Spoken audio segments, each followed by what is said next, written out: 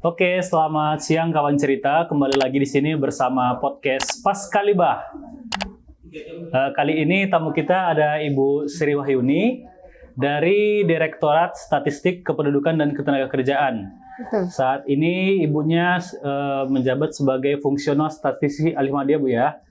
Ya, jadi pada kesempatan kali ini kita akan berbincang-bincang dengan Ibu Sri Wahyuni. Panggilannya apa nih, Bu? Bu Yuni aja. Ibu Yuni ya. Akan berbincang-bincang dengan Ibu Yuni terkait dengan ada tugas yang sedang dijalankan oleh Direktorat Statistik Kependudukan dan Ketenagakerjaan di Provinsi Sumatera Utara. Oke, Bu. Boleh dikenalkan sekali lagi dari ibunya kepada kawan cerita kita supaya sama-sama tahu juga tentang profil dari Ibu. Silakan, Bu. Baik, selamat sore kawan cerita. Ya, betul, kawan cerita Bu bilangnya. Baik, kawan cerita, selamat sore semuanya. Perkenalkan, nama saya Sri Wahyuni. Saya dari Direktorat Statistik Kependudukan dan Ketenagakerjaan BPS Pusat. BPS Pusat. Saat ini saya mengemban sebagai statistisi ahli madya di ya. Direktorat Duknaker. Duknaker, Bu, oke.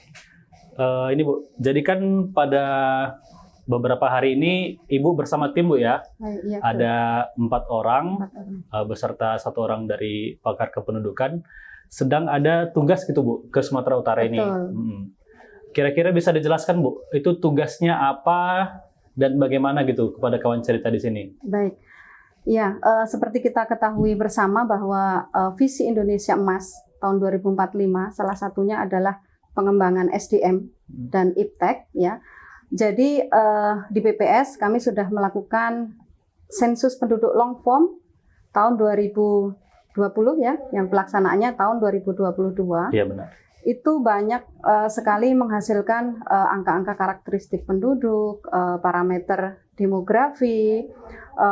Jadi dalam rangka membantu perencanaan pemerintah untuk menurunkan kemiskinan, kami dari data-data long form, kami coba untuk mengkaji data-data tersebut, bagaimana peran kami di dalam pengentasan kemiskinan ini. Yeah. Untuk itu kami, sebetulnya tim kami dari direktorat kami ada beberapa lokus yang kami datangi. Nah, salah satunya kami datangi di sini di Provinsi Sumatera Utara. Kami diminta di dalam kajian tersebut, salah satu tahapan kegiatannya adalah in-depth interview dan FGD. FGD, betul, Bu. Betul. Nah, in-depth interview sudah kami lakukan kemarin di Kabupaten Langkat. Kami sudah wawancara ke beberapa rumah tangga miskin. Kami wawancara kepada Ketua SLS. Kami menanyakan terkait bagaimana kehidupan sehari-hari, kemudian pekerjaannya apa, pendidikan anak-anaknya bagaimana, kemudian bagaimana akses ke fasilitas kesehatan, kemudian berapa putra-putri mereka. Iya. Ya. Kemudian dilanjutkan hari ini dengan FGD, kami minta masukan kepada OPD-OPD terkait, bagaimana OPD di sini, bagaimana program-program mereka, kebijakan-kebijakan mereka di dalam upaya pengentasan kemiskinan khususnya di Provinsi Sumatera Utara ini. Iya. Yang kemudian nanti hasilnya kami gabung di pusat. Jadi kami nanti akan merekomendasikan kepada pemerintah kebijakan-kebijakan apa yang bisa diambil dalam upaya pengentasan kemiskinan ini. Oke, berarti ini Bu masih lanjutan dari rangkaian hasil long form SP 2020 ya? Betul. Dalam hal ini dia akan ada nanti suatu publikasi yang terkait dengan kemiskinan. Betul. Lebih tepatnya tadi kalau tidak salah publikasinya Bu, pembangunan kependudukan melalui pengentasan kemiskinan Bu ya? Pembangunan kependudukan dalam upaya pengentasan kemiskinan dan pembangunan wilayah. Ya, pembangunan kependudukan dalam upaya pengentasan kemiskinan dan pengembangan wilayah. Oke, Bu. Ini Bu, jadi kan tadi itu FGD-nya ini atau in-depth-nya ini itu mau melihat hubungan antara kependudukan dengan kemiskinan gitu Bu ya. Nah, untuk kalangan umum gitu Bu, biar mudah dimengerti. Kira-kira dalam hal seperti apa itu Bu yang mau dihubungkan antara kependudukan dengan kemiskinan sehingga dua hal ini berhubungan dan targetnya tadi, tujuan tadi itu bisa berhasil kayak gitu, Bu? Baik, penduduk itu merupakan subjek dan sekaligus objek di dalam pembangunan. Betul. Artinya pembangunan itu akan berhasil jika penduduknya sejahtera, jika penduduknya punya tingkat pendidikan yang tinggi, tingkat kesehatan yang tinggi. Nah, bagaimana kaitan antara kependudukan dengan kemiskinan ini? Ya, kami akan melihat parameter-parameter demografi yang dihasilkan dari long form. Di antaranya ada tingkat kelahiran, kemudian ada tingkat kematian, ada migrasi, mobilisasi penduduk, ya. Kemudian dari hasil long form juga kita menghasilkan angka disabilitas, kemudian tingkat pendidikan, kemudian ketenaga kerjaan. Jadi dari variabel-variabel ini atau indikator-indikator ini akan kami kaitkan dengan tingkat kemiskinan di wilayah tersebut. Jadi karakteristik dari wilayah tersebut kaitannya dengan kependudukan tadi akan kami korelasikan dengan tingkat kemiskinan. Apakah betul di wilayah yang kemiskinannya tinggi itu memiliki anak yang lebih banyak? Apakah betul di wilayah yang kemiskinannya tinggi tingkat pendidikan penduduknya rendah? Apakah di wilayah yang kemiskinannya tinggi memiliki tingkat mortalitas yang tinggi juga? Betul. Nah, seperti itu gambarannya, Mas. Oke. Jadi kan, Bu, tadi yang saya tangkap artinya kemiskinan itu kan, Bu, itu berhubungan dengan beberapa hal gitu, Bu, ya. Betul. Ada dengan kesehatan, pendidikan, Betul. kependudukan, ketenaga kerjaan, sosial dan fertilitas gitu, Bu, ya. Betul. Nah, secara ringkas gitu, Bu, kira-kira situasi seperti apa? Ini maksudnya yang berhubungan dengan hal-hal tadi, Bu, ya. Dari pendidikan, kesehatan, ketenaga kerjaan. Kira-kira situasi seperti apa yang diharapkan atau sedang diupayakan oleh pemerintah supaya beberapa hal tadi itu bisa membantu gitu, Bu, untuk pengentasan kemiskinan tadi. Misalnya berhubungan dengan ketenaga kerjaan, ya sebisa mungkin terciptanya lapangan pekerjaan yang lebih memiliki sisi pendapatan yang lebih baik. Nah, kira-kira seperti itu, Bu, apa dia hubungannya? Ya, baik. Dari hasil kajian kami ini, karena ini tidak hanya kami kajian dilakukan di atas meja ya dengan data yang ada, tetapi kami juga berupaya untuk terjun langsung ke masyarakat. Kami mengkonfirmasi kepada penduduk miskin, kepada ketua SLS yang kami wawancari kemarin adalah kepala dusun yang telah menjelaskan bagaimana kehidupan masyarakat di sana. Yang diharapkan adalah dari penduduk miskin ini ada program-program pemerintah, kebijakan-kebijakan pemerintah yang bisa mengangkat taraf hidup mereka, baik melalui itu pendidikan anak-anaknya, kemudian ada fasilitas kesehatan yang bisa diakses oleh penduduk yang miskin ini. Jika kesehatan meningkat, otomatis kan bisa bekerja secara optimal ya, Mas, ya. Dan harapannya juga upah atau pendapatan yang dihasilkan juga cukup baik sehingga bisa meningkatkan taraf hidup mereka. Kemudian dari sisi ketenaga kerjaan, ya dengan pendidikan yang tinggi tadi, harapannya anak-anak mereka itu bisa mendapatkan pekerjaan yang lebih baik. Yang lebih baik, kemudian bisa meningkatkan taraf hidup dengan mendapatkan upah yang lebih tinggi. Ya, oke, Bu. Berarti artinya, Bu, dari berbagai hal tadi ada yang perlu diperbaiki jumlah sarananya, ada yang perlu diperbaiki kualitasnya, yang akan nanti secara tidak langsung atau maupun secara langsung dia berhubungan langsung dalam pengentasan kemiskinan. Kira-kira seperti itu, Bu, ya? Ya, mungkin selain sarana dan prasarana juga sosialisasi, kemudian dorongan kepada masyarakat, kemudian ada semacam pembelajaran kepada masyarakat agar mereka itu berwawasan luas. Mau menyekolahkan anak-anaknya, seperti itu. Kesadaran dari masyarakatnya juga, Bu, ya? Kesadaran dari masyarakat. Artinya supaya kemiskinan itu bisa teratasi, selain dari pemerintah, tentu dari masyarakat miskinnya sendiri gitu, Bu, ya? Harus ada kesadaran dari mereka, jangan memiliki mindset yang menerima bantuan, tapi sebisa mungkin memperbaiki kualitas dari berupaya untuk keluar dari zona kemiskinan. Oke, baik, Bu. Nah, tadi, Bu, sekilas gitu ya. Kan kalau di Sumatera Utara nih lokus penelitiannya di Langkat, Bu, ya.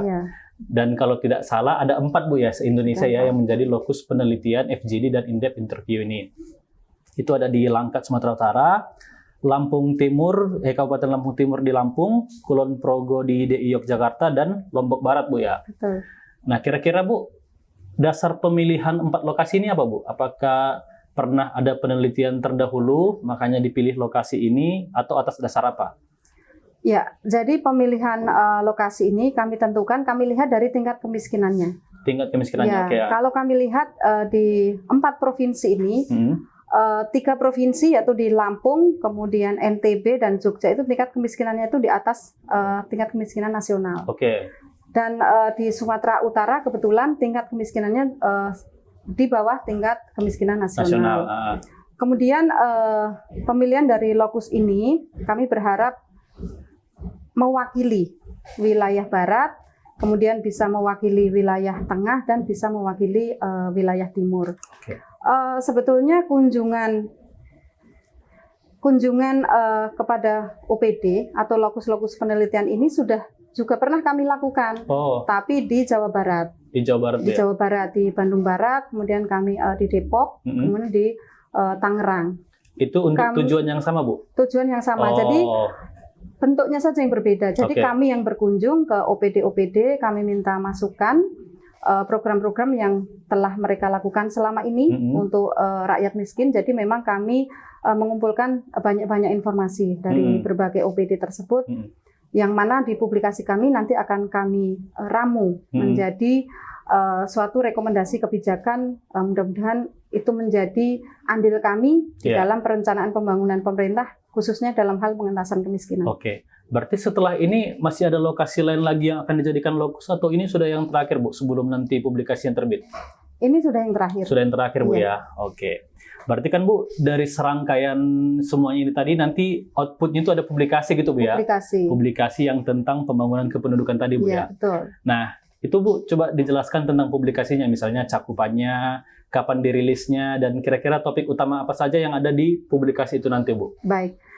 Jadi gambaran umum dari publikasi tersebut, yang pertama sekali itu bab pendahuluan ya Mas ya. Tentu kami akan mencantumkan di situ, menyajikan gambaran umum kemiskinan yang ada di Indonesia.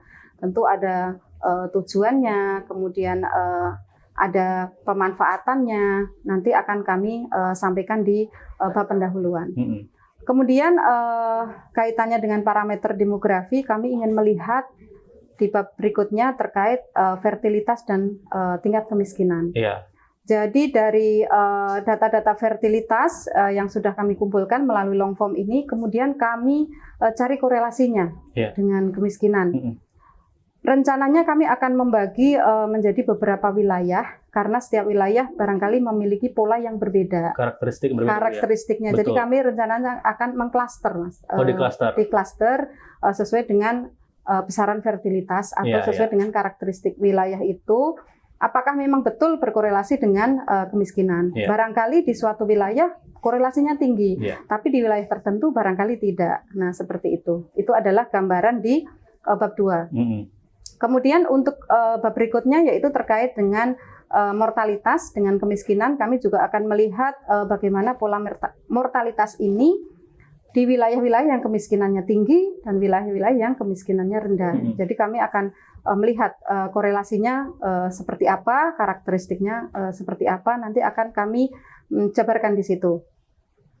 Bab berikutnya adalah parameter demografi yang menyangkut migrasi.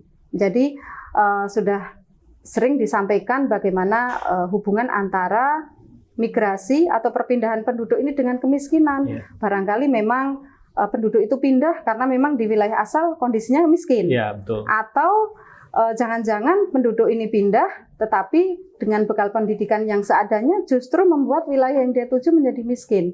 Jadi inilah yang perlu kita kaji, kita lihat bersama untuk kaitan antara kemiskinan dengan perpindahan penduduk ini. Kemudian bab selanjutnya adalah terkait indikator lainnya terkait dengan kemiskinan. Jadi kami contohkan bonus demografi. Apakah wilayah-wilayah yang memiliki bonus demografi itu tingkat kemiskinannya seperti apa? Kemudian kami lihat juga dari tingkat disabilitas di suatu wilayah. Apakah yang disabilitasnya tinggi juga kemiskinannya tinggi, atau ada hubungan atau tidak, korelasinya seperti apa. Demikian juga dengan ketenaga kerjaan. Penduduk miskin mayoritas bekerja di bidang apa? Di sektor apa gitu, Bu? Di sektor apa? Betul.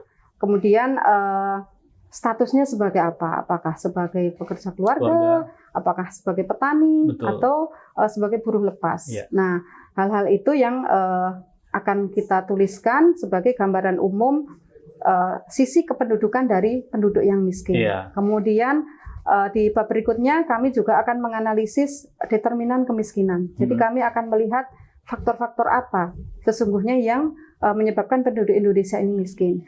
Dari situ, dari gambaran umum, kemudian hubungan antara parameter demografi dengan kemiskinan, kemudian analisis determinan. Di bab terakhir kami akan memberikan kesimpulan dan rekomendasi kebijakan untuk pemerintah. Ya. Artinya Bu, kalau tadi saya lihat sekilas, ini kan kita kemarin ada melakukan pendataan LF Bu ya, long form. Dan kalau melihat dari bab-bab besarnya tadi, itu hampir semua kategori pertanyaan dihubungkan ke kemiskinan gitu Bu ya. Betul. Artinya long form yang kita lakukan di 2020 kemarin, itu semuanya datanya akan berperan secara langsung untuk penelitian ini, seperti itu Bu ya? Iya. Oke. Termasuk pertanyaan perumahan. Termasuk pertanyaan perumahan Bu ya, menghubungkan antara penduduk miskin dengan karakter perumahannya gitu Bu ya, Betul. kondisi perumahannya. Betul. Oke, baik Bu. Dan ini publikasi ini masih baru ini pertama kali Bu ya? Baru pertama kali, dan ini masih bagian rangkaian dari LFSP 2020. Betul. Oke, berarti nanti ini Bu, publikasinya rilis di tanggal? Rilis di akhir Desember. Di akhir Desember Bu Iya. ya. Oke, buat kawan cerita nanti yang sudah penasaran dengan hasil dari publikasinya, bisa langsung dilihat di website resmi BPS pada akhir Desember. Dan ini cakupannya masih nasional Bu ya? Nasional. Masih nasional. Oke. Terima kasih banyak Bu.